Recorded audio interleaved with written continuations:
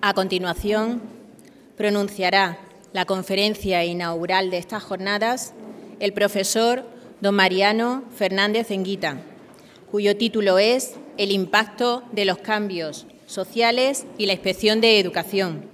Realiza la presentación la inspectora de Educación de Cádiz, doña Amaya Cano González.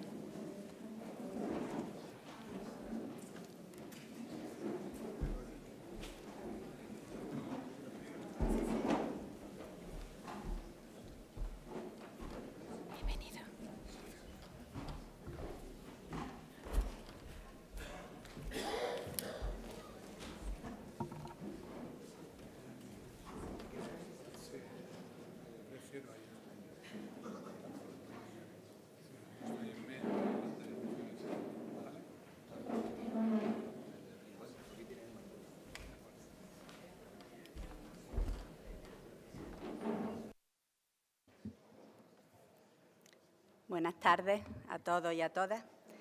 Es un honor y un privilegio estar aquí hoy ante ustedes para presentar a un distinguido académico y experto en Sociología de la Educación, el doctor Mariano Fernández Enguita. El doctor Fernández Enguita es un renombrado sociólogo y prolífico escritor. Posee una sólida formación académica, con una licenciatura en Ciencias Políticas y Sociología por la Universidad Complutense de Madrid. Posteriormente, completó su formación con un doctorado de Sociología también en dicha universidad. Con una trayectoria académica notable, el doctor Fernández Enguita es catedrático emérito de Sociología de la Universidad Complutense de Madrid, donde ha contribuido significativamente al campo de la sociología de la educación. Además, ha coordinado el doctorado en Educación y dirigido el máster avanzado en Innovación y Transformación Educativa. Su amplia formación y experiencia académica han respaldado sus investigaciones y contribuciones en diversas áreas, incluyendo la desigualdad educativa, la sociología del trabajo, la sociología de la infancia y la juventud. Su enfoque riguroso y su profundo análisis han enriquecido el debate académico y han tenido un impacto significativo en el entendimiento de los desafíos sociales y educativos contemporáneos. Además de su destacada labor académica, el doctor Fernández Enguita ha liderado el proyecto Hiperaula.ucm, una iniciativa innovadora que busca transformar la educación a través de las tecnologías de la información y la comunicación. También ha ocupado importantes cargos directivos. Fue director del Grupo de Análisis de Sociedad y Política, GAS, desde 2006 hasta 2010, del Centro de Ciencias Humanas y Sociales desde 2007 a 2010 y del Instituto Nacional de Administración Pública desde 2020 hasta 2021. Asimismo, es miembro del Consejo Asesor de la Organización de Estados Iberoamericanos para la Educación, la Ciencia y la Cultura, donde aporta su experiencia y conocimiento en materia educativa y sociológica.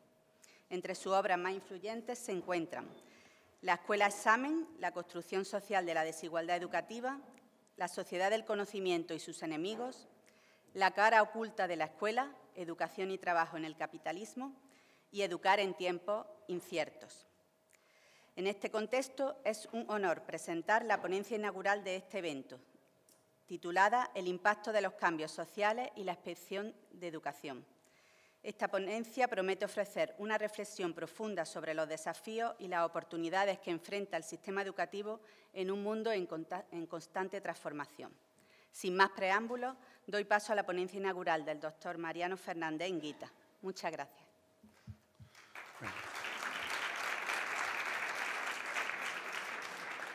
Muchas gracias. Es un honor estar otra vez con este cuerpo de inspectores, pero me voy a ir ahí y me puedo llevar la botella de agua, supongo, ¿no? Venga, gracias.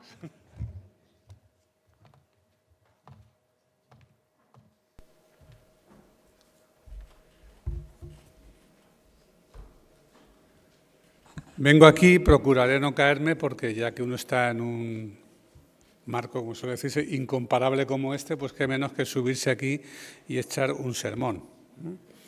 Y también porque así no estaré justo bajo la línea de visión de la de la pantalla que voy a utilizar para mejor explicar algunas cosas, ni andaré dando vueltas y teniendo que señalar, etcétera. A ver si todo funciona. Muy bien. Bueno, se me pidió que hablara de transformaciones sociales y educación, y esta coletilla que ponen ustedes siempre, y el papel de la inspección. Bueno, luego entraremos un poco en el papel de la inspección, aunque me temo que ahí saldrán ustedes más frustrados por la falta de chicha, quiero decir, que por otra cosa. Pero al hablar de transformaciones sociales uno puede hacer una larga lista, y más si uno es sociólogo y es aficionado a ciertas cosas. Por ejemplo, a mí me interesa mucho pues, la globalización, que creo que tiene tremendos efectos en general, y sobre lo que era una función de la escuela, que era crear conciencia nacional sacando a la gente de la aldea. Hoy sería más bien crear conciencia global sacándolas del terruño o llevándolas más allá del terruño nacional o medio nacional o nacionalista o lo que sea, pero es otra historia y no me voy a ocupar de ella hoy, no por nada, sino no me voy a ocupar de ello. O sería interesante hablar de las transformaciones en el mundo del trabajo, de todo lo que ha pasado desde que formaban a los niños en las aulas con la idea de crear sobre todo trabajadores disciplinados, entre otras cosas, para integrarse en oficinas, fábricas y demás, hasta hoy donde van a esta gig economy uberizada, marcada por la precariedad, los cambios de situación, la necesidad de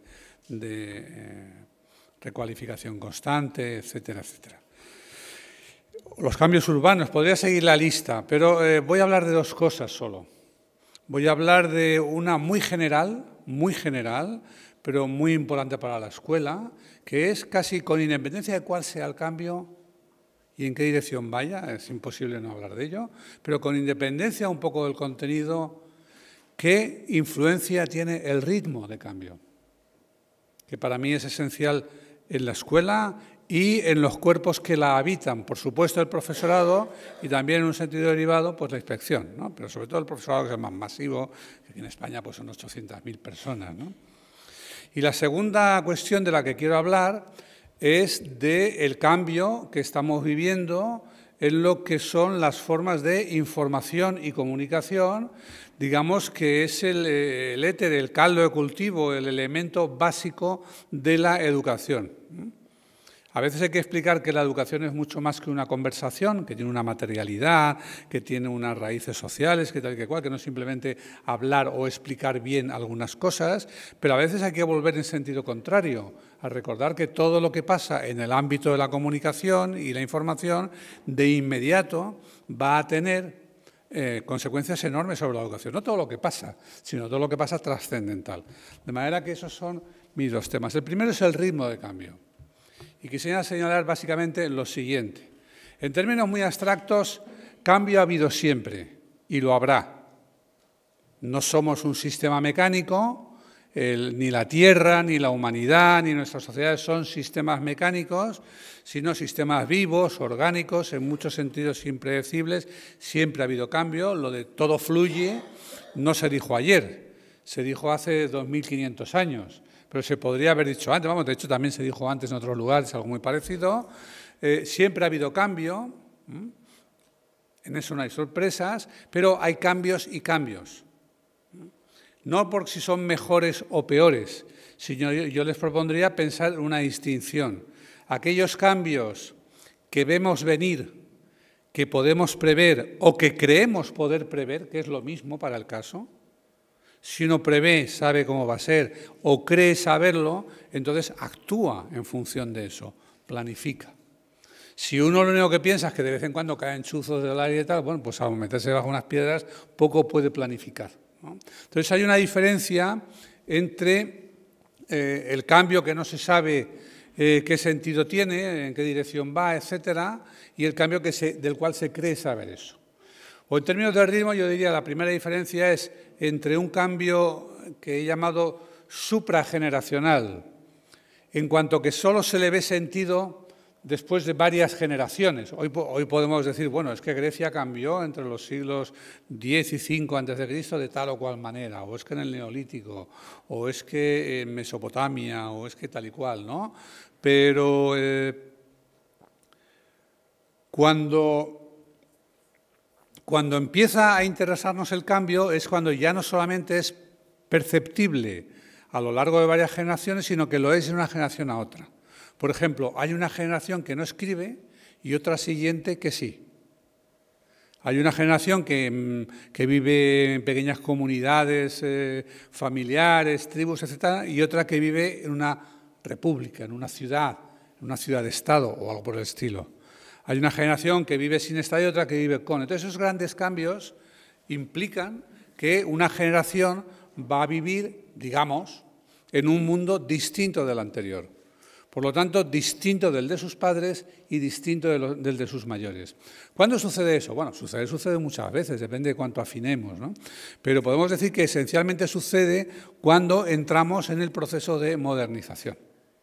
Modernización es la palabra resumen para que solemos emplear historiadores, antropólogos, sociólogos y otros para designar el paso del campo a la ciudad, de la agricultura a la industria, del trabajo por cuenta propia al trabajo por cuenta ajena o coordinado en algún tipo de organización, de la comunicación oral a la comunicación escrita, de las pequeñas comunidades tipo aldea, etcétera, a las comunidades nacionales, etcétera, etcétera, etcétera.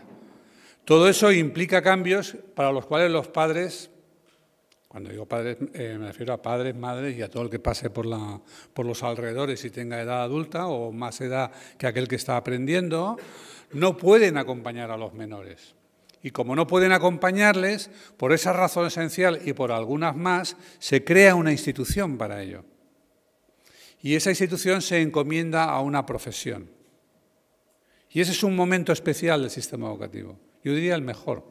De hecho, si ustedes se fijan, toda la épica del magisterio, del profesorado, etcétera, que naturalmente tiene distintos calendarios en distintos países, que puede verse interrumpida, incluso vuelta hacia atrás, etcétera. Pero esa épica es la épica de cuando la escuela llevaba o creía llevar algo a la población. Fuese la alfabetización, fuese la cultura, la modernidad, la racionalidad, lo que fuera, muchas cosas, ¿no? Y ese es el momento, por tanto, glorioso de la institución y de cualquier profesión que trabaje en ella. En ese momento estamos muy bien. Cuando hablamos de los maestros de la República, la política, bueno, habrá quien lo haga porque es republicano o porque crea que lo hizo tal o cual político, pero lo esencial es que era ese tipo de cambio, que yo creo que empieza antes, tiene su momento más intenso ahí, pero luego incluso colea, por ejemplo, en los años en algunos aspectos en los años del franquismo, no en los primeros, claro, pero luego aquellas misiones de alfabetización, aquella generación, no me acuerdo, del 50 o del 67, gloriosa o no sé qué, el magisterio, eso sigue siendo lo mismo. Una gente que sale de esa escuelita, sale de esa escuela de magisterio, por ejemplo, y va a ir a una aldea en unas montañas donde por primera vez se va a alfabetizar y todo lo que viene con eso a una población infantil, ¿no? Lo siguiente es cuando el cambio se hace más rápido todavía. Cada día se hace más rápido. Si miramos en la perspectiva de la historia, pues el cambio no ha dejado de acelerarse, salvo momentos críticos en los que, bueno, con la COVID no pasó, pero con el cólera o con otras enfermedades pudo pasar, ¿no? Momentos en que la humanidad se encoge y en algunos aspectos vuelve hacia atrás, ¿no? Pero normalmente siempre ha habido algún tipo de avance. Pero hay un punto en que llegamos a una velocidad tal que el cambio es perceptible no de una generación a otra, sino dentro de una misma generación.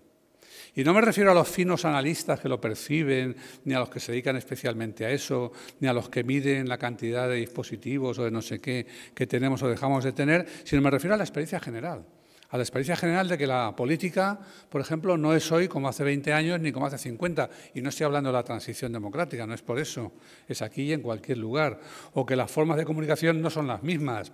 O que la forma en que la gente conoce a su pareja o a sus relaciones sentimentales ya no es la misma, etcétera, etcétera. Y eso implica unos cambios en los que ya no disponemos de una institución ad hoc para formar en ellos y una profesión especialmente entusiasta para formar en ellos. Entusiastas puede haber, pero digamos, igual que la modernización, el paso al cambio intergeneracional dejó atrás a las comunidades y a las familias, en su mayoría, y con dolor muchas veces, porque afirmar la cultura escolar, etcétera, etcétera, era negar esa otra cultura, lo queramos decir o no. Era así, eso es malo y lo que yo traigo es lo bueno, ¿no? Pues igual que le sucedió a las familias y a las comunidades, hoy les sucede a la institución escolar, en sentido amplio, y a las profesiones que trabajan en ella, que nos vemos desbordados, para bien, para mal, de todas las maneras imaginables, a veces con admiración, con entusiasmo, a veces con verdadera desesperación por las cosas, cómo avanzan las cosas fuera del entorno que somos capaces de controlar. Entonces, ese cambio intrageneracional implica nuevas tensiones para la institución. Lo que estamos en condiciones de enseñar ya no vale tanto. Podemos tener una discusión, no, es que los verdaderos libros son aquellos, es que no hay cultura como la que nosotros aprendimos, tal. Sí, un poquito de eso hay, pero solo un poquito, ¿no? La cuestión es que hay mucho más en este momento.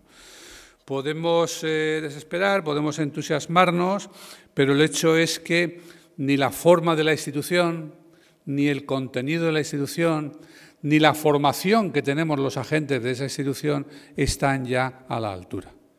Hoy es un lugar común, por ejemplo, decir que toda persona o todo individuo va a tener, todos los que ahora son jóvenes y los que ya no lo son tanto, y no digamos los que vendrán, van a tener que aprender, reaprender, desaprender y no sé cuántos aprender a lo largo de la vida. Y uno tiene una pregunta derivada inmediata de eso, ¿y los maestros qué me cuentas? Y la única respuesta es los maestros, los profesores, etcétera, eso y más. Eso y más. Tendremos que ir pensando en cómo aseguramos que un maestro o un docente de secundaria que está en activo 40 años, digamos, están a la altura durante los 40 años, no a la altura de los primeros años durante los 40 restantes, que es algo diferente. Esa es la primera cosa que quería señalar. La segunda es la dimensión del cambio que estamos viviendo ahora. Digamos, la significación de lo que estamos viendo, el alcance que tiene. No hay momento en la historia en que no se pueda decir que ya llega otro cambio que es más importante, etcétera, etcétera. Pero hay que tener perspectiva para entenderlo, ¿no? Cuando decimos, por ejemplo, que hoy la inteligencia artificial, dicen, bueno, pues va a ser, y estamos hablando en términos industriales, como la electricidad, por ejemplo, hay que entenderlo, es una comparación, no es para decir que es muy grande, ha habido cosas, la bomba atómica ha sido mucho más grande y más poderosa que la electricidad, pero lo importante de la electricidad es que transformó todo. Transformó lentamente nuestros hogares, nuestro ocio, nuestros procesos productivos, la política, todo, todo, todo. Y cuando se dice, por ejemplo, eso de la inteligencia artificial, es eso lo que se quiere decir. No es que es la siguiente gran oportunidad de inversión o la gran tecnología que nos podría destruir, sino que es que realmente lo va a cambiar todo. Pero olvídense de la inteligencia artificial, porque quiero ir a algo un poquito más elemental. Las grandes transformaciones del aprendizaje y de la educación han tenido todas que ver con la tecnología que utilizamos para comunicarnos y para manejar la información.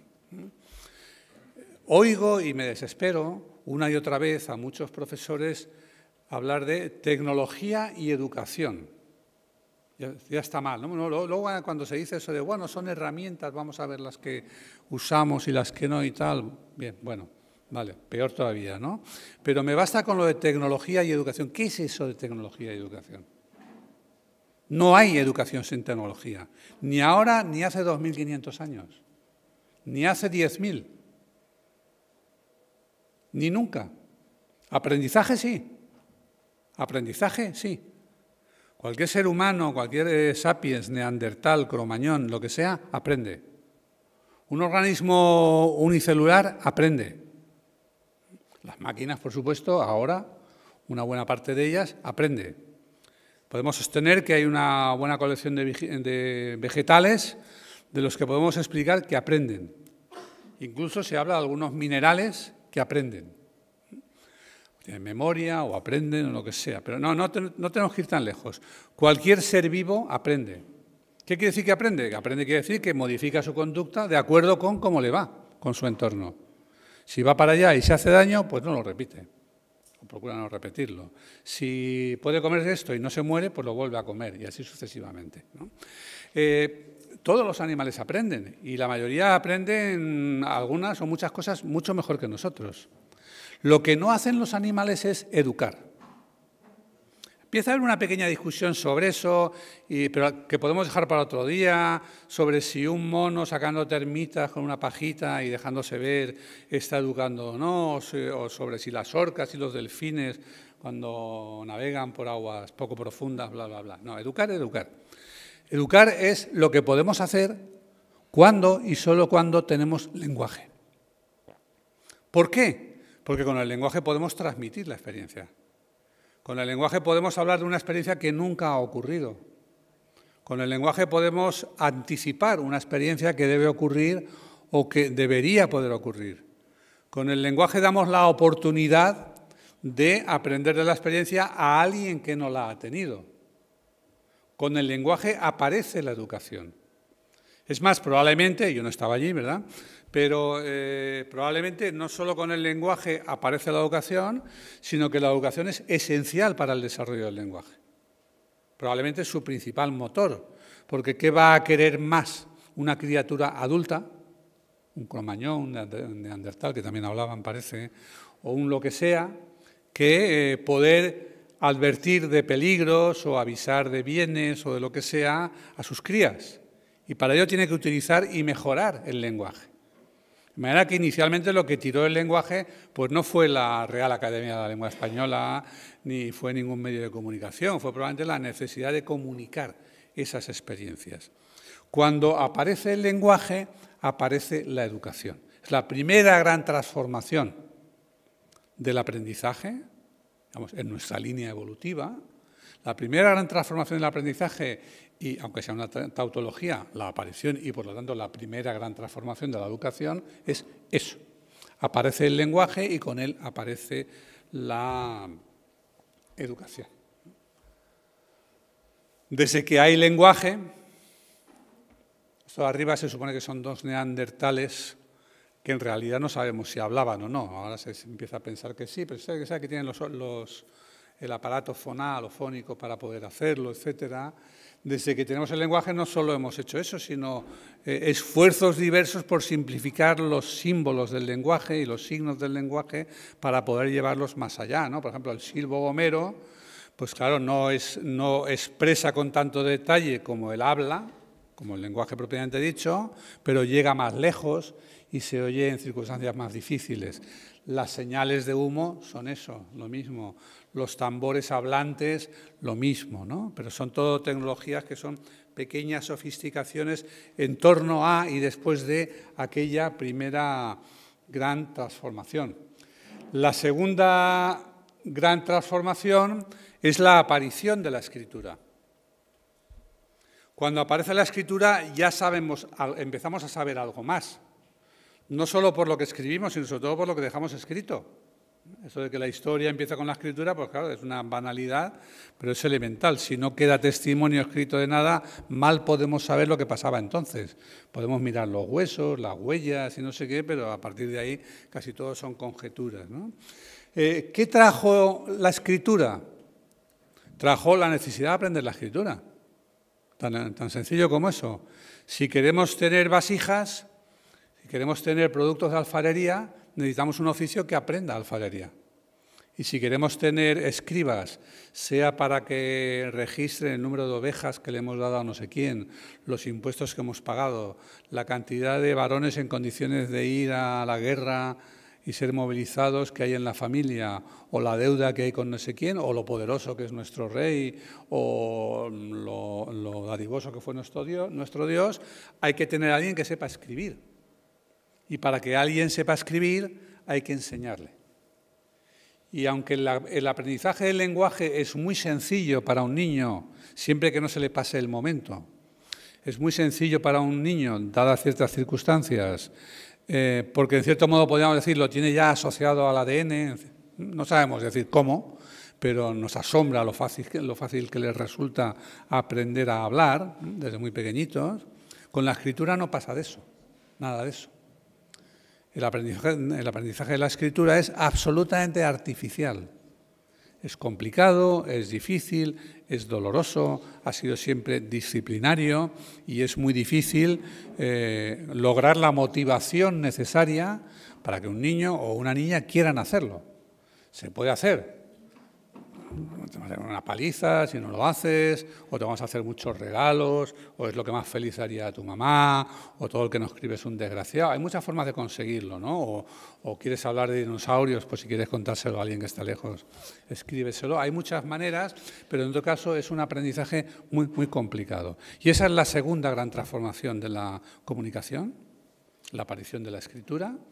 La escritura es primero una escritura muy compleja, ideográfica, etcétera, se va haciendo más simple, silábica, la genialidad es reducir todo eso a 28 caracteres, ha tenido muchas variantes, pero es la escritura. Y para que haya escritura tiene que haber un oficio de escritores. Y para que haya ese oficio tiene que haber una formación y aparecen las escuelas. Pero cuando digo las escuelas me refiero a un puñado de escuelas, no más. Es verdad que luego tiene un punto de distinción, elegancia, prestigio y tal, y puede ocurrir, por ejemplo, Asurbanipal afirmaba ser el mejor de todos los que habían ido a la escuela y conocer las artes del escriba mejor que ningún otro. Y claro, nadie le dijo que no, porque no era cuestión de atreverse. Puede haber grupos que encuentren un prestigio ahí o que quieran leer a Homero una vez que ya las poesías están reflejadas en algún lado, pero en principio sigue siendo básicamente el aprendizaje de un oficio y, por lo tanto, esas escuelas son muy restrictivas.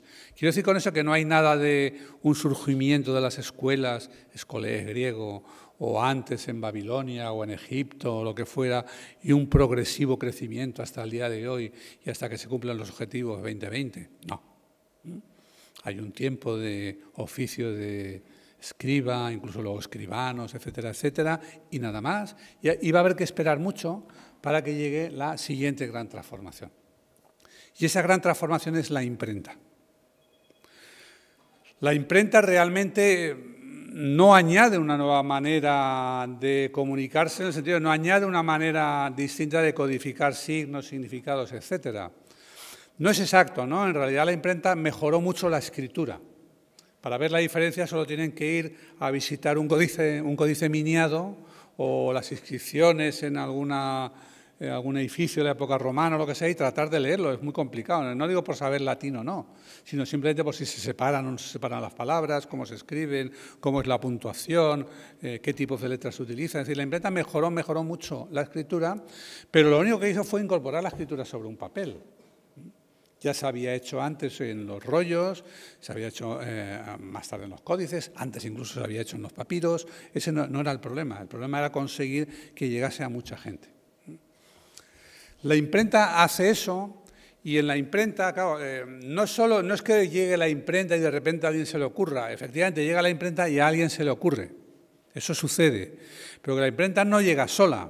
La imprenta llega en el momento en que se están produciendo todos los otros avances de la modernización y es parte de ellos, es resultado y es factor al mismo tiempo, es decir, es la extensión de las lenguas vernáculas, los estados nacionales, las burocracias racionalizadas, la visión racional de la vida, la aparición racional en el sentido de calculadora, la aparición de esa llamada República de las Letras, de las sociedades científicas, de gente que intercambia información científica o de alto nivel cultural. Todo eso junto es un paquete, pero lo esencial de él para la educación es la imprenta. Porque la imprenta va a permitir generalizar la escuela. Se va a ver como el instrumento para hacer esa generalización. Lo que va a aparecer, esto es formas de escritura que se van simplificando, pero no pasan de ser formas de escritura, pero con la imprenta hay un personaje que ejemplifica muy bien el gran cambio, que es Comenio. Comenio, Comenius, Comensquejo, Comensky, como ustedes quieran, es el autor de la Didáctica Magna, que es un voluminoso tratado en el que se prefigura prácticamente lo que va a ser la escuela en los siguientes 500 años. Es el autor del Orbis Pictus, que es el primer libro, reconoce todo el mundo como el primer libro de texto y el primer libro escolar, y es muchas cosas más, ¿no? Pero él lo que tiene sobre todo, que es lo que quiero señalar y subrayar, es la obsesión de que debemos poder hacer con la escuela, con la educación, lo mismo que la imprenta de tipos móviles de Gutenberg ha hecho con el libro, que ha sido dar el salto, permitir el salto de unos pocos libros carísimos que muy poca gente tiene y además solamente el tenerlos da poder porque eres el único que puede leerlos a otros, etcétera, a un libro o unos libros básicos que todo el mundo tendrá. Y al hacerlo, diseña, de acuerdo con ello, un sistema educativo. No lo dice, pero lo hace. No dice soy el innovador del siglo, voy a hacer esto y lo demás allá porque quiero salir de la zona de confort y de la caja y bla, bla, bla, sino simplemente lo explica y lo hace. Y en esa pequeña ilustración que está en el Orbis Pictus, en distintas variantes, porque se publicó muchas veces en muchos sitios y en muchas lenguas, en muy poquitos años, un éxito tremendo el de ese libro en Europa, entonces, 1670 aproximadamente, fíjese que es 200 años después de la imprenta y 200 años antes del surgimiento, no voy a decir el primer sistema escolar, pero sí del que es el primero como referencia para nosotros, que es el de las leyes Ferry, de la Tercera República Francesa. Y en el libro de Comenius aparece ese pequeño dibujo. Y en ese dibujo hay cosas que no se veían hasta entonces. Si ustedes bucean en ilustraciones, cuadros, etcétera, que es lo más vivo que tenemos de cómo era la educación y lo que a veces se llamaba escuelas antes, verán que no tiene nada que ver con eso. Por un lado hay universidades. Podemos ver a Voltolina o podemos ver a Fray Luis de León o podemos ver a quien sea representado hablando a estudiantes, dando una conferencia como yo aquí, en algún lugar probablemente parecido a este, ¿no? Pero es una persona hablando excepcionalmente a adultos. No tiene nada que ver con la escuela de los niños. Nada, cero. Las escuelas de los niños, Erasmo las califica de ergástulos o letrinas, dice que son desesperantes, los pintores de la época se burlan de ellas con la representación que hace, si ustedes miran esas representaciones, nada con lo que conocemos hoy. Pero Comenius propone un orden, y ahí tenemos algunas cosas que vale la pena señalar. Tenemos a la derecha, tenemos a Comenius. ¿Se ve? Bueno, no mucho, ¿no? Pero ahí está Comenius, un poquito más en alto, en la cátedra. Él tiene un libro, hay unos alumnos que tienen libros también. Tienen libros, no tienen cuadernos. No se aprecia especialmente bien, pero bueno, se puede observar más despacio. Tienen libros, no tienen cuadernos, por lo tanto tienen ya un libro de texto. Bueno o malo, pequeño o grande, tienen un libro de texto. Y Comenius tiene lo que él llama el informatorio, que es el libro del profesor, ese que Santillana, Anaya, etcétera, dan al profesor para decirle, mira, con el libro de texto que tienes te propongo una actividad, no sé qué, abres la ventana y dices tal y cual, ¿no? Tiene un grupo de alumnos que verán que son muy parecidos. En cualquier otra representación de la época de una escuela, porque las había desde el Renacimiento, incluso desde antes en las ciudades, cuesta decir si eran escuelas, guarderías o qué eran, pero las había, aparte de los institutos y los colegios latinos y tal. Era el desorden, pero aquí los tenemos muy ordenaditos y son parecidos. Esto es una clase, pero es una clase en sentido estricto. No es una. Cuando decimos clase queremos decir lección, doy una clase, queremos decir el aula, se ha quedado en clase, pero realmente lo que quiere decir clase es clase. Una clase de niños, iguales en nivel de conocimiento o iguales en edad, a los que, por tanto, se va a tratar de manera igual, de manera homogénea. Se va a ofrecer una enseñanza simultánea, que se le llama simultánea porque nunca antes había sucedido tal cosa.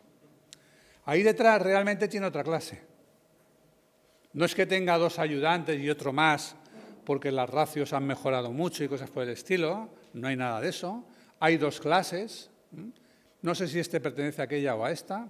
Ya ven que es selectiva porque hay mucho menos en la de los adultos que en la de los pequeños, pero son clases. Y está haciendo lo típico, realmente no está dando una lección, está tomándola, que es lo que sobre todo hacían, que es distinto. Y ya seguirían el paso hacia la lección simultánea, etcétera. Bueno, ese es el modelo de la imprenta. Comenius se deshacía haciendo símiles entre la imprenta y la escuela. El niño es el papel, bueno, eso es muy viejo, ¿no? El niño como tabula rasa, etcétera. El niño es el papel, los libros de texto son los tipos y caracteres, que es decir, de la imprenta, la voz del docente es la tinta, la disciplina es la impresión, bla, bla, bla. Pero quiero que entiendan esto. El modelo es la imprenta. Vamos a imprimir alumnos iguales. Es una fórmula de educación low cost. Posible. Loable, la única posible, la que nos ha traído hoy, pero es lo que es. Es decir, no podemos ofrecer tutores a todo el mundo, que es lo que tenían los pocos que se educaban.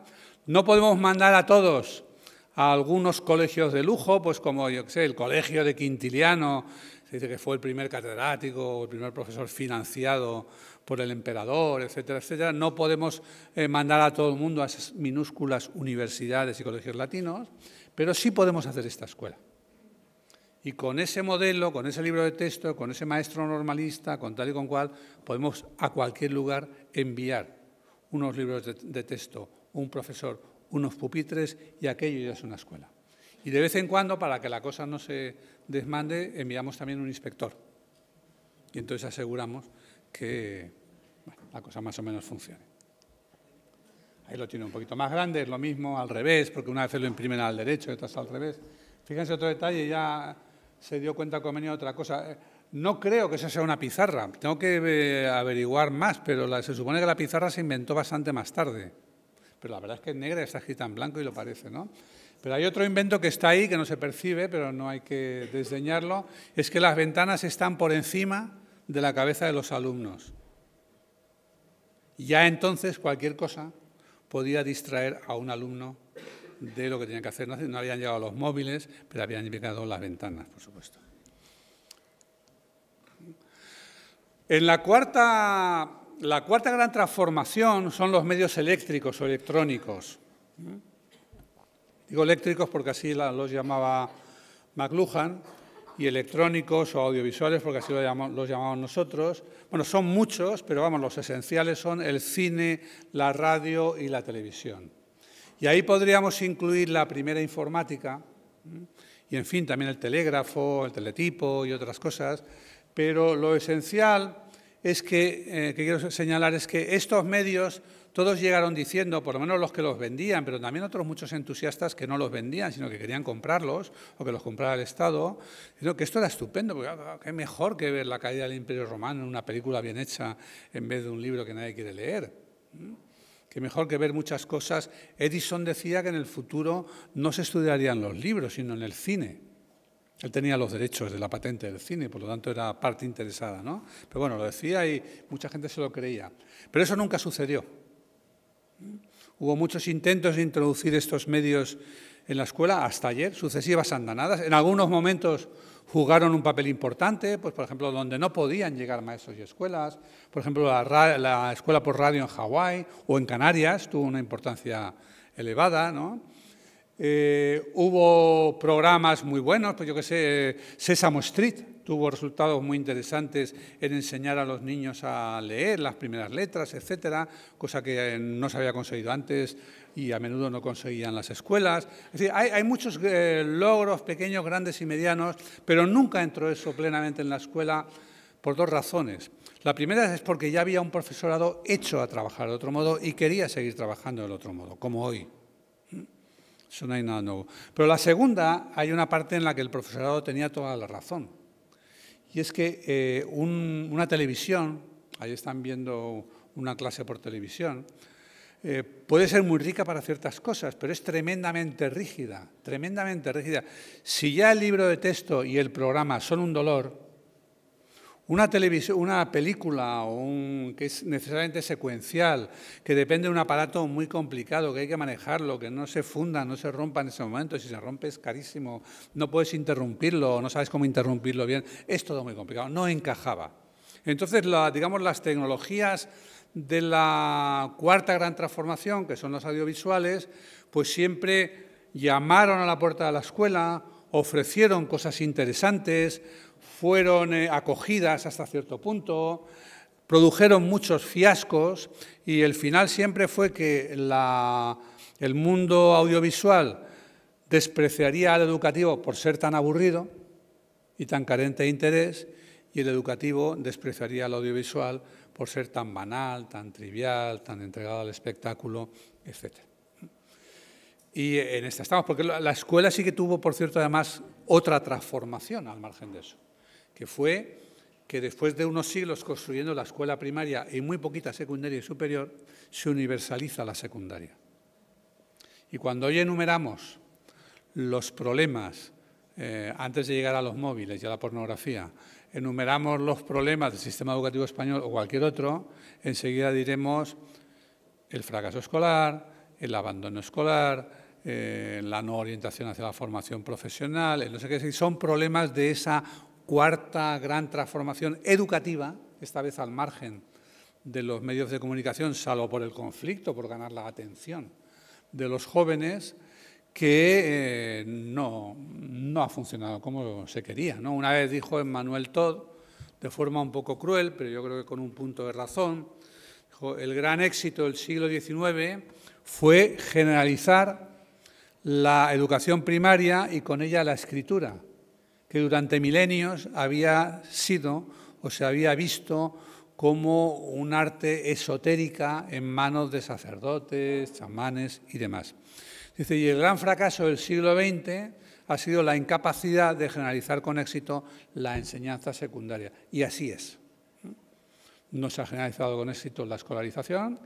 Como señala muy bien un libro de Pratchett, una cosa es escolarizar y otra es aprender. No tienen nada que ver, es decir, hay países que tienen la misma escolarización que tenía Francia hace 100 años o más, pero ni de lejos el nivel de aprendizaje en los mismos niveles de alumnos escolarizados, etcétera, etcétera, ¿no? Y ahí es donde llega la cuarta transformación. Esto era horrible, la informática podía ser más horrible. Todos estamos también un poquito marcados por qué nos ha ofrecido la informática, aparte de promesas, durante 50 años. A mí me ofreció eso una vez. Yo vine a la Facultad de Educación, fui a la Facultad de Educación de la Universidad Complutense, procedente de Sociología en Salamanca. Tal. Bueno, entonces me concentré en el máster de secundaria, el máster que hacen los profesores que quieren pasar de su título, el que sea, a profesores de secundaria, y vi una nota de la facultad que decía, se abren unas aulas de ordenadores portátiles, y dije, wow, esta es la mía. Voy a poder trabajar con ellos de cualquier manera, conectados a Internet, manejando tal y cual información, en grandes grupos, pequeños, sentados de pie, fuera del aula, como queramos, y me encontré esto.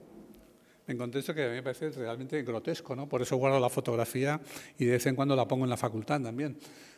Ahora ya no, por eso ya no, como soy emérito ya no tanto. Pero vean ustedes lo que es comprar portátiles para encadenarlos a unos pupitres que a su vez están atornillados al suelo. Es la locura.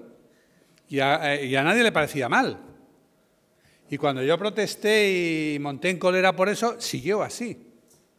Porque el PAS, los conserjes, se resistían a tener que mover los portátiles de otro modo.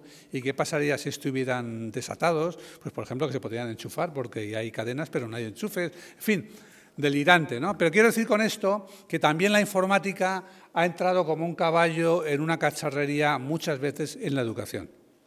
Solo para hacer ejercicios repetitivos, para vender ordenadores que luego se han quedado en las cajas, para un montón de pequeños desastres. Pero aún así, por encima de eso,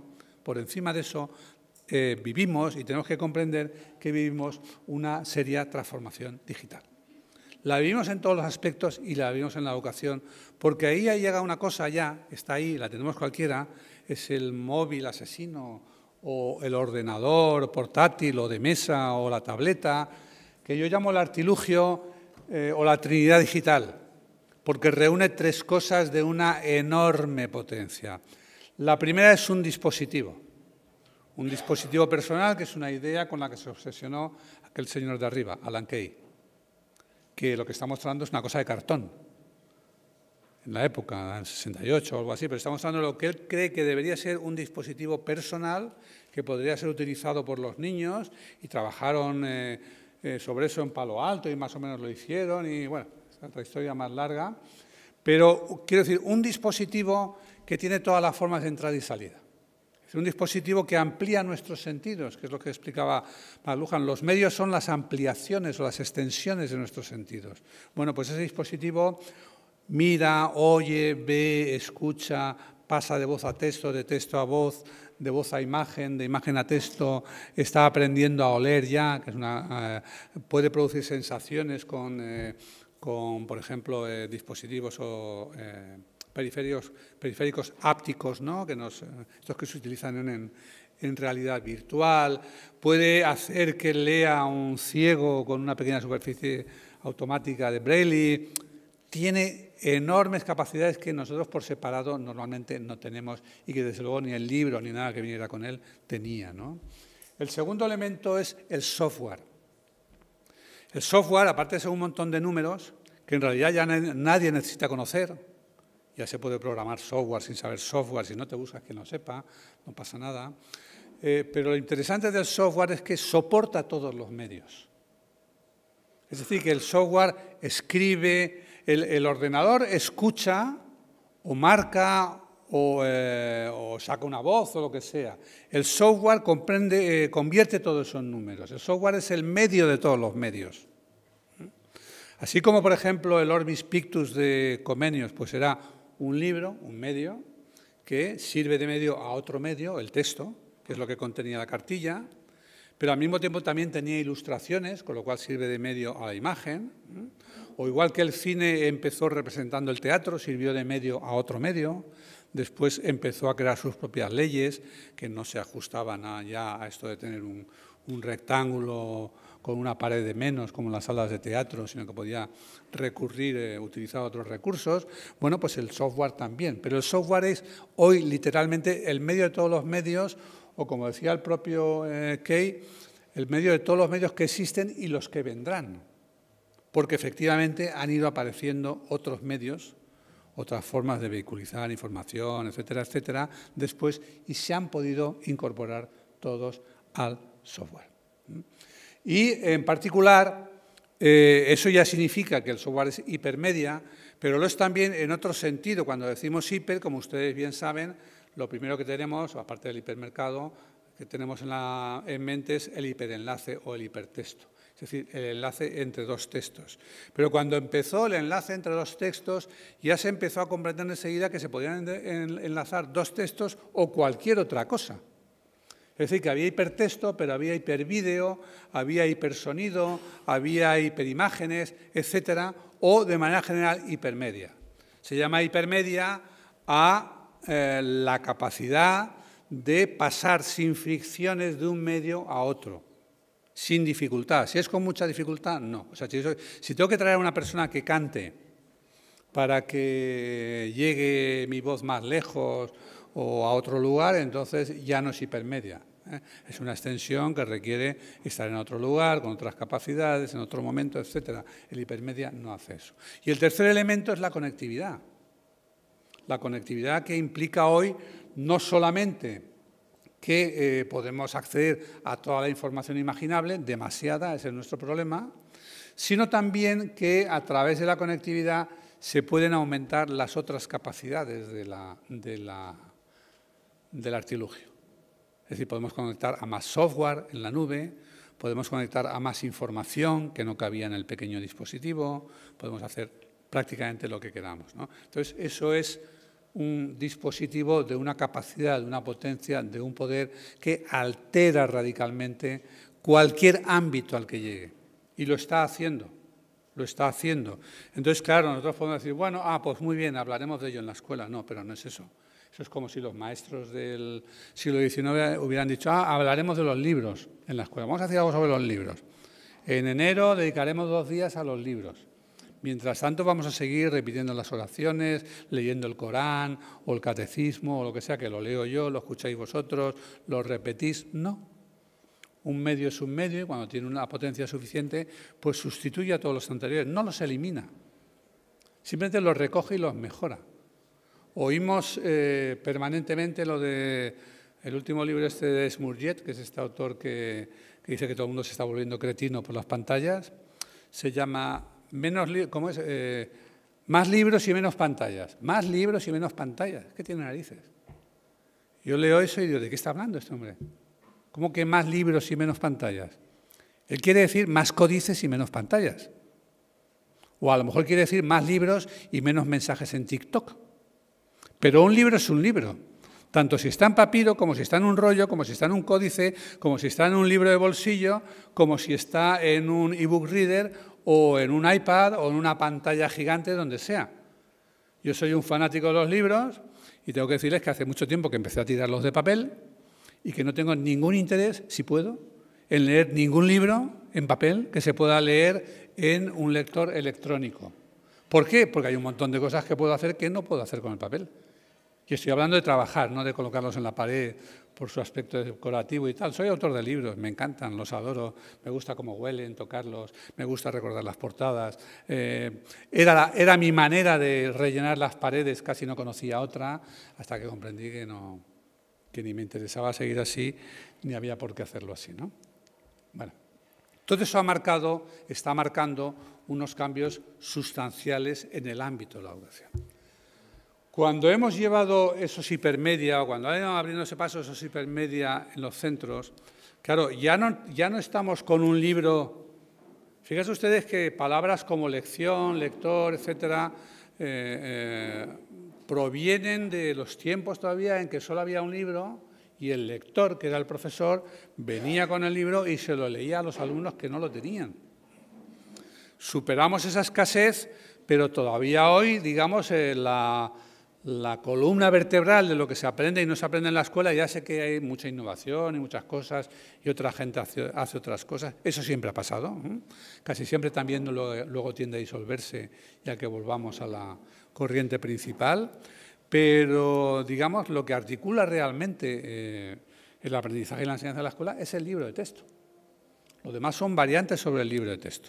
El profesor dice, esto no entra, aquí voy a ampliar un poquito, esto lo explico en la pared, de esto hago un PDF, aquí voy a utilizar unas transparencias, no sé qué, gira en torno enteramente a eso, ¿no? Cuando entramos en el ámbito de los hipermedia, entonces ya no necesitamos, es otro contexto, ya no tenemos un medio que todo lo contiene, que define lo que está dentro y lo que está fuera, sino que el hipermedia, por su propia definición, permite acceso a todo lo demás. No es posible capar un dispositivo en la manera en que se capa un libro.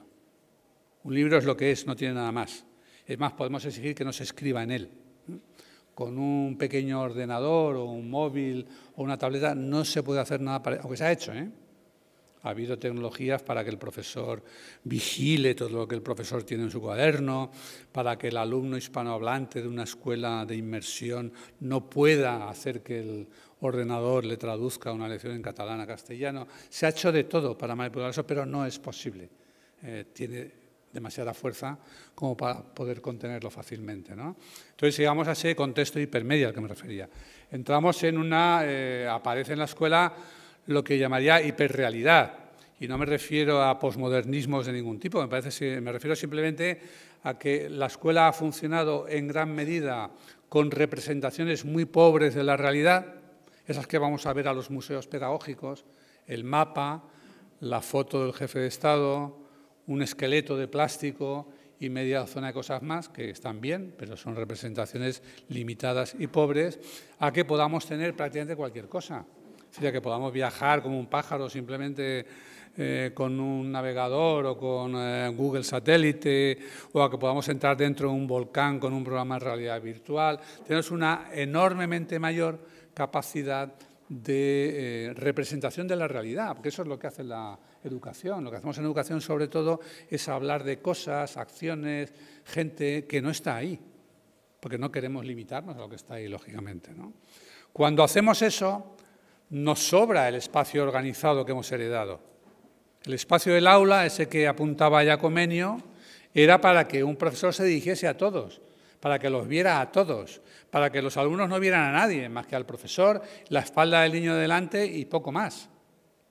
No pudieran distraerse, pudieran ser convocados en cualquier momento. Sigue tú, ¿por dónde íbamos?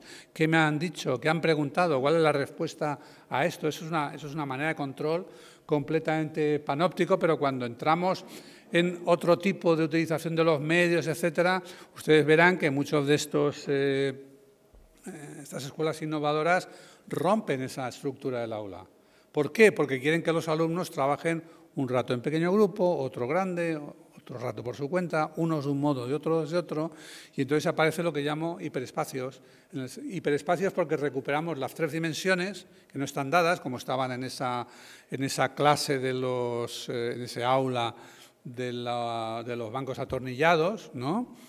Sino que hacemos lo que queremos con esas dimensiones, incluso lo típico es que cuando se juega también con el alto y bajo, se puede estar de pie, se puede estar tumbado, se puede estar de cualquier manera, se puede uno mover, se puede organizar el tiempo de otro modo y recuperamos así también la 4ª dimensión, que como todo el mundo sabe es el tiempo, y entonces ya tenemos efectivamente, nos dicen los físicos, un hiperespacio. Y a mí la metáfora me parece muy buena para la educación, ¿no? La otra, lo que nos llega ahora más recientemente, es la mayor potencia de estos dispositivos, registros, etcétera, digitales, que no se limitan ya a recoger la información que les damos. Saben ustedes que decimos que hay historia desde que hay escritura. ¿Por qué? Porque desde entonces está registrado. No podemos saber mucho más allá de eso, ¿no? Pero hay Luciano Floridi, que es un lingüista y especialista, filósofo especialista en Internet, que trabaja en Oxford, dice, hemos entrado en la hiperhistoria. A mí me gusta porque todo lo que empieza en hiper me parece que queda muy bien, ¿no?, en este contexto. Pero él dice, no, hiperhistoria es muy sencillo. Lo que hemos hecho hasta ahora es que todos los dispositivos de información lo que hacían era registrar, conservar y comunicar la información. No creaban información de ningún tipo. En cambio, ahora los dispositivos de información que tenemos crean esa información. Tenemos una información que se crea a sí misma, ¿no? Entonces, una parte de eso solo ha empezado, pero lo que está llegando ahora precisamente es otra cosa, digamos, un salto más dentro de eso. Por ejemplo, cuando hablamos de inteligencia artificial, la discusión en este momento es que estamos en un punto, no está claro en qué punto estamos sobre sí. Solamente a la inteligencia artificial, de manera eficaz, se le pueden encomendar tareas. Hazme esta operación, resúmeme este texto, prepárame una programación de la asignatura, hazme un informe de la inspección, todo eso se lo puede pedir, ¿no? Pero son tareas. Yo le digo lo que hacer y ChatGPT o en Gemini Bar o quien sea me lo hace mejor o peor. Pero yo le doy la tarea y el software o el robotito, si fuera el caso, la cumple, mejor o peor. El siguiente paso es cuando no le damos la tarea, sino el objetivo. Le decimos, yo quiero presentar un informe a la inspección, ¿de acuerdo? Como director de un centro tengo que presentar un informe de tal, ¿no? Y entonces la inteligencia no me hace simplemente un informe con los informes que tienen, sino que lo descompone en tareas. Entonces dice, bueno, pues voy a mirar lo que hay en la memoria de centro. Voy a preguntar con un correo a 10 alumnos, 10 profesores y no sé qué, y voy a hacer tal y cual. Es decir, descompone el objetivo en una serie de tareas. Entonces decimos que es un agente, que es otra cosa. Ya no tenemos que decirle cómo hacer las cosas, sino que le encomendamos un objetivo y lo hace por nosotros, como quien tiene un asistente, pero un asistente ya en sentido fuerte, ¿no? En términos de cuando se utiliza esto, cuando utilizamos la tecnología digital en el aprendizaje mismo, cuando un alumno está aprendiendo en un ordenador o un profesor está haciendo su curso de perfeccionamiento en un ordenador, está dejando constantemente una huella digital, un rastro digital. Entonces el profesor o el alumno están aprendiendo, pero lo que es nuevo también es que el software o la máquina que maneja ese software también están aprendiendo. ¿Sobre quién? Sobre el alumno o sobre el profesor. Están aprendiendo que yo soy muy rápido en esto, lento en aquello, sé mucho de A, pero sé poco de B, etcétera, ¿no? Entonces eso crea la posibilidad, eso es lo que se venía prometiendo hace tiempo como la llamada tutorización inteligente.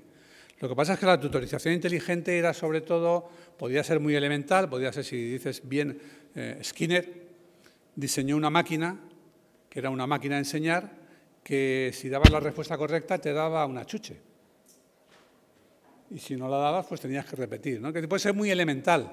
Eso no es realmente tutorización inteligente, simplemente es un sistema de bifurcaciones por el cual, según respondas, pues lo que viene después es una cosa o es otra, ¿no?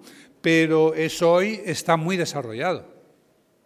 Y entonces hoy puede tener un LMS, por ejemplo, de una facultad o de cualquier colegio, de cualquier institución educativa, un sistema de gestión del aprendizaje que sea regularmente utilizado por alumnos y profesores, puede tener una enorme cantidad de información y ponerla a disposición del profesor.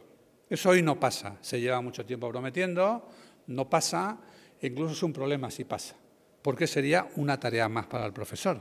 Aquí hay un problema adicional, es cómo poner a disposición esa información. Yo he visto en un aula, por ejemplo, tener un sistema de videoconferencia para clases en línea, en un máster, en un centro de negocios, una escuela de negocios de altísimo nivel internacional, de las primeras del mundo y tal y cual, en la que el profesor tenía delante un indicador, todos los alumnos, las caras de todos los alumnos en sus respectivas pantallas, viéndolos a todos más grande que nunca, ellos al profesor también. Es decir, más cercanía que en cualquier aula, de hecho, más personalización, más contacto directo, comunicativo, si se quiere, que en cualquier aula, y al mismo tiempo un panel que le decía al profesor cuánta gente está atendiendo y cuánta gente está distraída. Y entonces el profesor estaba mirando eso al mismo tiempo. Uy, no me hacen caso, no me hacen caso, ya me lo hacen. Cuando digo esto, atienden, cuando digo aquello, se ríen con eso, y tuvieron que quitarlo. Porque sencillamente los profesores terminaban neuróticos. Se puede acumular mucha información, pero hay que presentarla.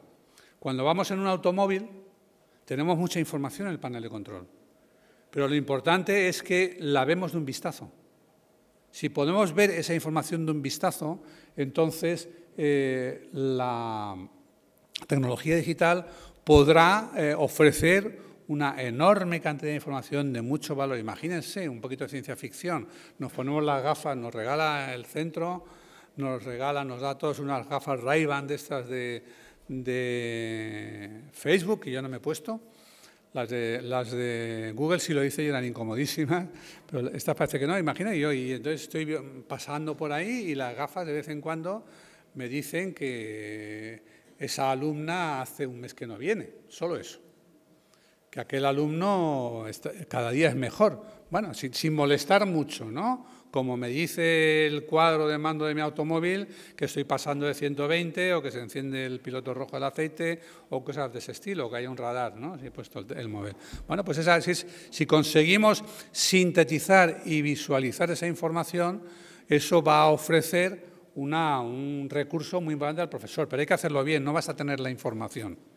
La información puede enterrarte si no tienes la manera de controlarla y de seleccionar aquello que es realmente pertinente. Claro, eso lleva a una reorganización de la docencia. El surgimiento del hipermedia, los espacios más amplios, etcétera, etcétera, ha llevado muchos centros sencillamente de cabeza, sin darse cuenta, a la codocencia. Si yo tiro unas paredes de aula para que puedan moverse, estar en gran grupo, en pequeño, etcétera, enseguida se da una cuenta de que para soltar el rollo, como estoy haciendo yo aquí, da igual tener 20, 30, 40, 50 o 100 alumnos. Pero luego, para que todos puedan hablar, no podemos tener un grupo de 100 alumnos en el que van a pedir la palabra 3 o 4. Tenemos que tener 10 grupos de 10 o 20 de 5, o lo que sea, en fin, distintas configuraciones. Entonces, esa movilidad requiere un espacio más abierto, más flexible y normalmente más de un profesor. Y la manera de tener más de un profesor, si uno no entra en los delirios de que hay que doblar el número de profesores, reducir las ratios a fosfatina, etcétera, etcétera, entonces la manera más sencilla es tirar la pared en medio y tener los mismos alumnos que tenías, con los mismos profesores que tenías, o quizá un poquito más, porque suele salir la cuenta un poco mejor, pero en un aula más amplia. Es como tirar las paredes de un piso de una familia numerosa para convertirlo en un loft. Caben más cosas, en el mismo espacio caben más cosas. Bueno, pues eso lo mismo sucede en el aula. Y entonces suelen aparecer figuras de codocencia, que hasta donde yo he podido verlas siempre funcionan muy bien. Siempre dan miedo al principio y siempre funcionan de miedo al final porque dan muchas oportunidades de compartir competencias diferentes, aprender del otro, tener una visión más objetiva, poder contrastar y triangular lo que uno hace, dice, no hace, etcétera, etcétera, estar más protegido, sentirse más tranquilo, porque no hay que estar pendiente de todo, un sinfín de ventajas que no es el punto entrar aquí, ¿no? Pero en la medida en que se desarrolla esto, vamos a ver también ciberdocencia. Podemos llamar, ¿por qué no?, ciberdocencia a ese tener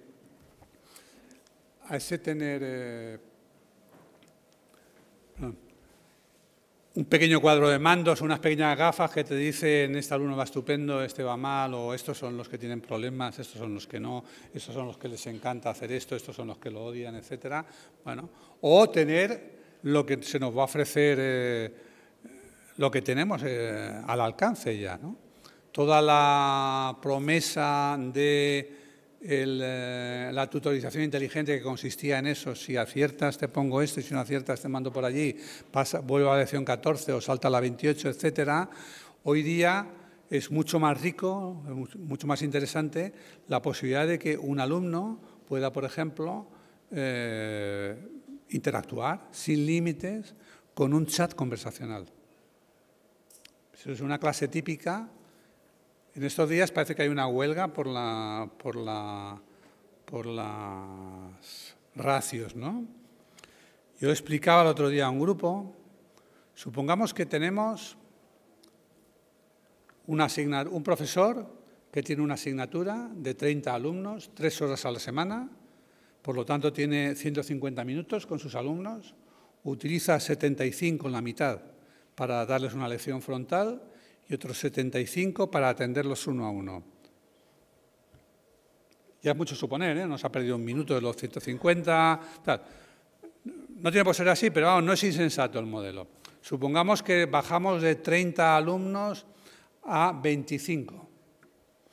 ¿Cuánto podía atender el profesor a cada alumno en el primer caso, con 30 alumnos? Es una división, 2 minutos y medio. Si bajamos de 30 alumnos a 25, ¿cuántos minutos va a estar? ¿Cuánto tiempo va a estar? Respuesta, 3 minutos. ¿Tenemos idea de lo que cuesta pasar de 30 a 25 alumnos y de lo poco que significa pasar de 2,5 a 3 minutos? Es absurdo. Supongamos que en lugar de eso hacemos codocencia. Los 75 minutos de lección frontal, tanto si los mantiene un profesor como si los reparte por mitades, como si se hace de cualquier manera, siguen siendo los 75 minutos. Los otros, digamos, otros 75 minutos que también se empleaban así, han quedado liberados. La división ahora nos da 7 minutos y medio. No es mucho, pero es mucho más que 2,5. Y ganar 5 minutos es mucho más que ganar medio minuto. Pero lo más interesante es que si estamos en condiciones de hacer que ChatGPT o quien sea, versión Canmigo, versión como lo llamen aquí cuando lo saquen más ajustado para la enseñanza, es capaz, si estamos en condiciones de hacer que hable indefinidamente con un alumno, que le puedo decir, no te he entendido, explícamelo al revés, cuéntamelo más simple, pero sé más detallado en aquello, etcétera, etcétera, etcétera. Si somos capaces de tener funcionando un profesor mediocre, un ChatGPT mediocre, así. Un ChatGPT mediocre es simplemente un ChatGPT que hace todo el tiempo lo que un profesor hace una parte del tiempo, que es ser mediocre. Todos lo hacemos. No a todas horas estamos súper brillantes, etcétera. Entonces tenemos, digamos, en la franja de arriba al profesor, en la franja abajo también, y en la franja en medio esa mediocridad que por fin es capaz de mantenerse en una conversación permanente con el alumno. Bueno, eso es una transformación radical, absolutamente radical.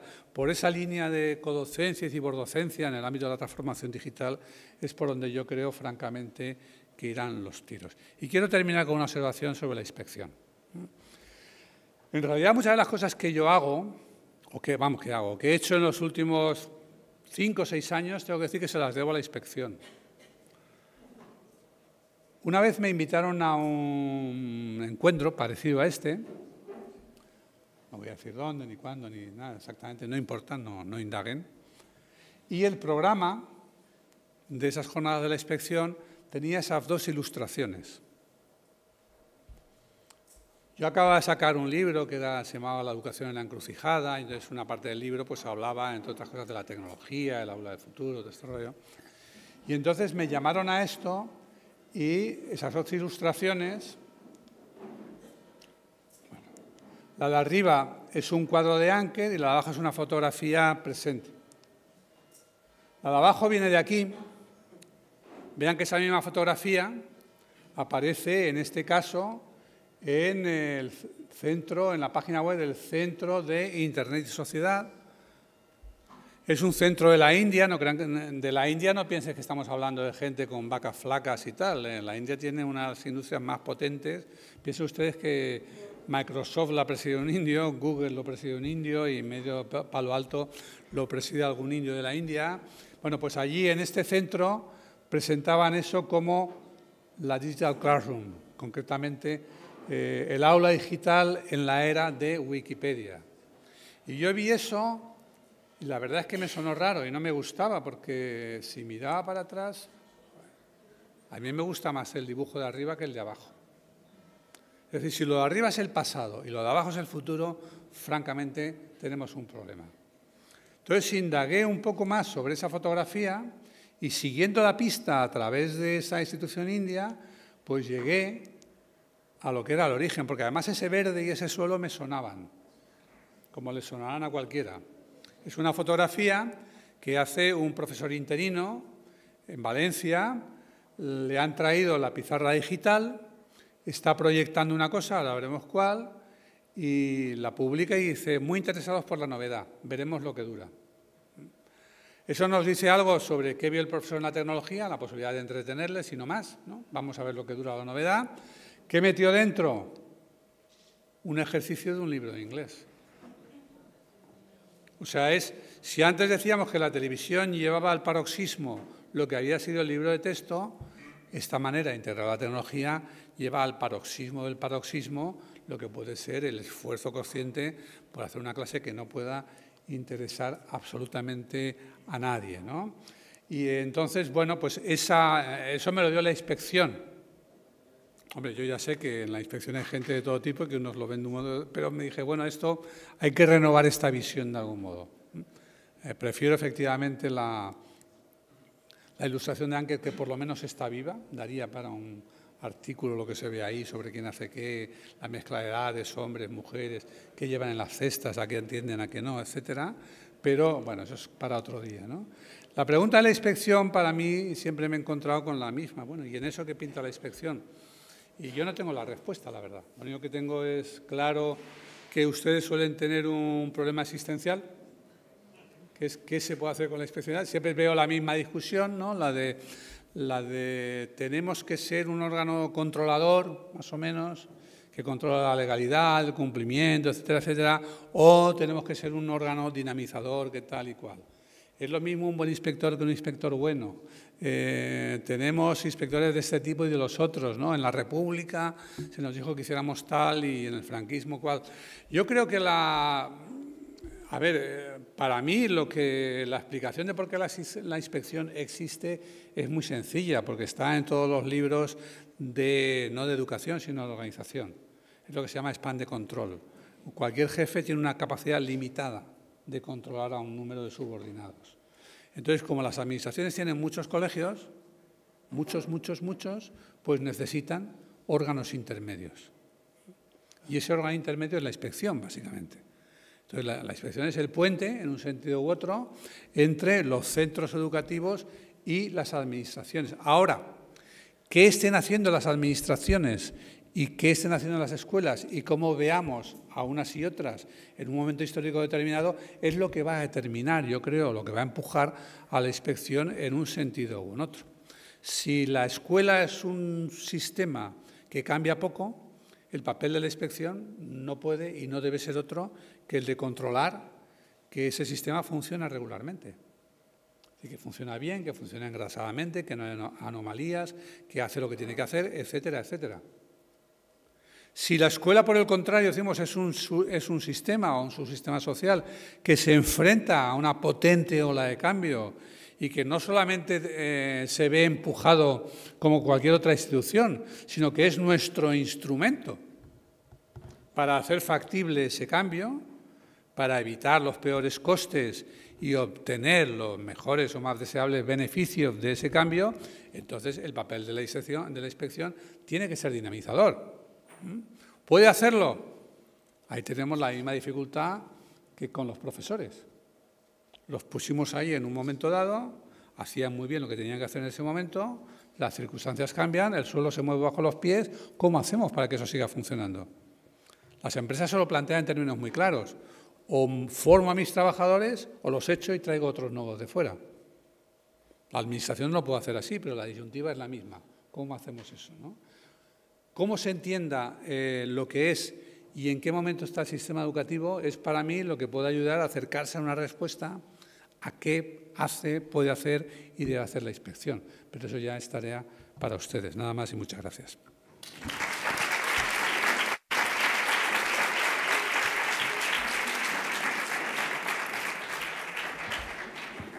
Muchas gracias, Mariano. Pasamos al turno de preguntas. Si alguien tiene alguna pregunta. Yo sí me gustaría, siendo ingeniera informática como soy y encantándome todo lo que tiene que ver con lo digital, ha hablado mucho de la inteligencia artificial, pero nada de las redes sociales. Como madre también de alumnos en edad de secundaria, ¿cómo podría el sistema educativo incluir, o el profesorado, esas redes sociales para hacer que ese alumnado que no ve la tele, ve todo a través de TikTok, a través de Instagram y demás, hacer llegar más todo lo que enseñen en clase y así atraer a algunos de esos alumnos que no quieren el libro? Yo creo que los alumnos no quieren el libro porque no se les deja leer libros. No creo que sea culpa de las redes sociales. Yo tengo un niño, tuve un niño, que ya no es un niño, está muy crecido, devoraba libros sobre dinosaurios, animales de todo tipo y tal, antes de entrar en la escuela. Y cuando entró en la escuela, un día fuimos, su madre y yo, a comprarle los libros que le habían recomendado, en primero o en segundo, no me acuerdo, y me dejó helado el dependiente de la librería de un hipermercado, los libros, que le pedimos estos libros, yo no me acuerdo, El barco de papel o una de esas colecciones, la que fuera, no recuerdo si era esa, y dijo, uy, con estos dejan de leer. Y entonces dije, qué exótico, qué cosa más rara le dice. Y con el tiempo comprendí que tenía toda la razón del mundo. No solo con esto, pero eso es una parte de eso, ¿no? El problema no son las redes sociales las que arrancan a los niños de leer la escuela. En la institución escolar, salvo raras excepciones, porque sí que es verdad que hay algunas escuelas que tienen magníficos programas para que se lea, que tienen bibliotecas estupendas, que hacen de ello el centro de su vida, que traen a los padres lectores. O sea, en las escuelas puede uno encontrar lo mejor de cualquier cosa que busque. Pero la pregunta que yo me hago y que yo creo que nos tenemos siempre que hacer no es si la escuela como institución incluye en algún lugar lo mejor, sino qué es lo que incluye típicamente, qué es lo que hace típicamente. Y lo que hace típicamente es que la gente deje de leer, con redes y sin redes. ¿Las redes hacen que dejen de leer? No me consta. Mucho antes de que se discutiera si las redes hacen que se deje de leer, lo que sí he podido constatar es que, por ejemplo, los alumnos de magisterio leen menos que el resto de los alumnos universitarios. Entonces, si ellos leen menos, ¿cómo van a leer menos los alumnos de estos alumnos? O hace poco, por ejemplo, salió información sobre influencers que se dedican a programas de lecturas y tal. Bueno, pues se harán sus cosas, ¿no? El problema de las redes sociales para mí no es un problema de alternativa entre redes y lectura. Hay una lucha por la atención, una pugna por la atención entre los medios de comunicación de las diversas grandes transformaciones, entre las familias, las escuelas. No olvidemos que también hay una pugna por la atención entre profesores y padres, que nos externaliza. Ustedes son, entiendo, sobre todo profesores, antes que inspectores. Pero incluso siendo profesores y siendo profesores del sistema de enseñanza primaria y secundaria, seguramente habrán pasado por alguna experiencia que hemos pasado todos los de universitaria, que es intentar explicarle a un niño pequeño algo que no entiende y que a la segunda frase te diga, no, así no, como lo quiere el profesor. No, pero es que, no, es que tiene que ser como lo dice el profesor. No me interesa que eso sea mejor, que tú sepas más de eso, o que tengas más paciencia. No, es que tiene que ser de aquella manera, ¿no? Entonces, con la lectura pasa lo mismo. Es difícil hacer A mí cuando me vienen con eso, ¿qué hago para que los niños lean?